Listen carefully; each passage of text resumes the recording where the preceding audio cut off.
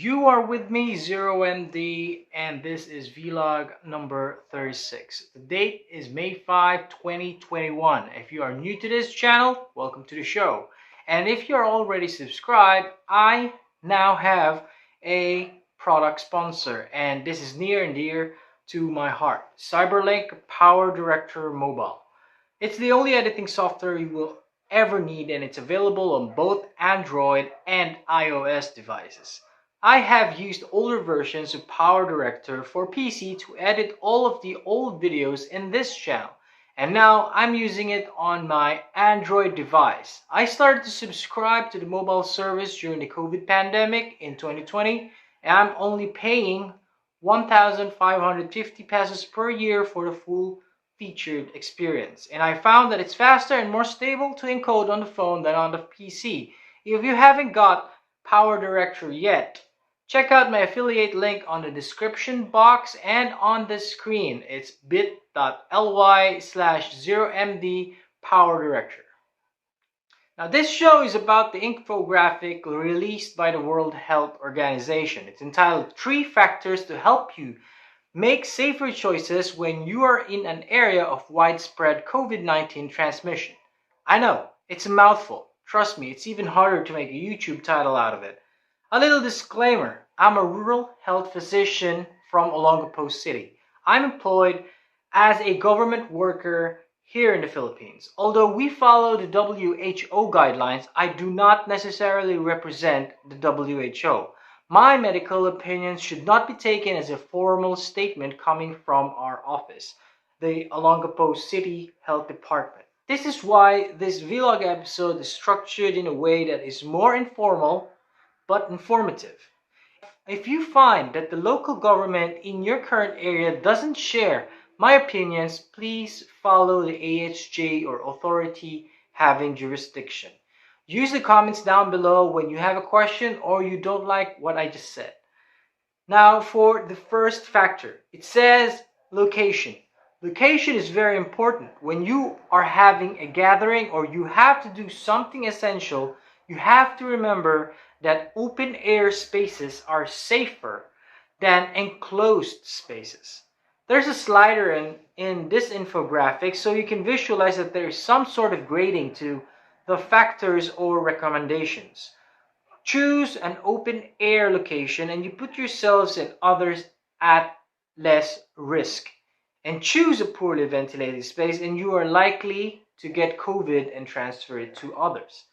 I have been involved in designing and retrofitting COVID facilities here in Olongapo. I'm telling you, there's a lot of technical requirements to be able to be certified.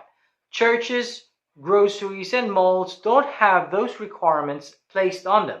So it's important to take caution whenever you are in places with air conditioning or when you are in places that are enclosed with 4 walls and a door. The virus SARS-CoV-2 is not airborne. That means it doesn't float in the air. It is contained in a water droplet. In open areas, these droplets drop to the ground because it is affected by gravity. Droplets are usually big enough that they drop no more than 2 meters even with a gust of wind. This is the basis for social distancing. In the Philippines, social distancing is a meter or about just 3 feet. Everywhere else, it's 2 meters or 6.5 feet. We'll get to that on a later vlog. In enclosed spaces, like in hospitals, droplets may become aerosolized. This is true with aerosol-producing interventions like nebulization or intubation. Outside of a COVID facility, moving in an enclosed space can get you into contact with infectious droplets stuck on walls or those transferred to a doorknob. That's why it's important to know which part of your body just had contact with those surfaces. Most of the time, it's your hands. That's the basis of recommendations for frequent hand washings and the use of sanitizer sprays. Now, before we get to the second factor or intervention, be sure to click that thumbs up sign if you like this video and hit the subscribe button to make sure you are subscribed to my channel.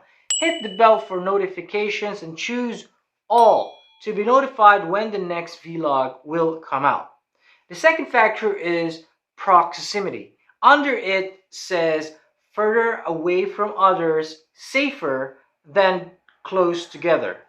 This is social distancing. You must have personal bubble of at least 2 meters or 6 feet. The next person should be that far from you because you can only get COVID from an infected person. The lesser the distance, the highly likely you can get COVID from an infected person, and the chances are multiplied if there are more people going inside your protective imaginary bubble.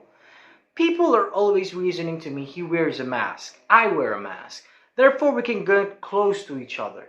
It's not a guarantee that you will not get COVID. Just look at another person wearing a mask. Is he wearing it right? Does he follow the do's and don'ts? You know the hand washing rules and the mask rules, but strangers you meet at a mall or a grocery with a mask may not be as careful as you. So avoid crowds and large gatherings. A guy may be wearing a mask, but when he bumps into you and he happens to touch a surface infected with COVID, you are highly likely to transfer it from your clothes to your face. This is something that you have to keep in mind. That's why we tell people going outside their homes, limit activities to those that are essential and safe. Now the third factor is entitled time. Under this rule, shorter time periods are with others are safer. When we are doing contact tracing for those patients who were positive, the contacts are asked if he may have happened to have a time with a COVID positive patient without a mask in an enclosed space within at least 20 minutes. Most of the time the answer is no. But when rephrased, did you eat together? They suddenly remember that such a time existed and they are better off quarantined or isolated for 14 days to monitor for symptoms. Droplets fall to our hands. When we speak while eating, COVID droplets may fall on food, the table, or somebody else's plate. Less than 20 minutes with a mask on, an open space is fine. We humans are social creatures. This time factor is something we usually violate almost involuntarily. It's hard to do, but this is the COVID pandemic. It's a must do. Once you get the infection, it takes time to incubate. By the time you have symptoms or you are now COVID infected, you may have already infected members at your home. Put this on the back of your mind every time you are outside. So the three factors you have to remember to help you make safer choices when you are in an area of widespread COVID transmission: 1. Location, 2. Proximity, and 3. Time. The WHO infographic ended with a small little icons of advice you should always follow. 1 is to maintain social distancing, 2. Frequently wash hands, 3. Proper cough etiquette, 4. Wear a face mask, and 5. Keep areas in your home well ventilated. Thank you very much for watching vlog number 36. This is 0MD. Comment down below and let me know what you think. The infographic was made by the World Health Organization, but the opinions and recommendations are mine. I am Zero Melia, medical doctor, firefighter, EMTB, honorary retired, and many more.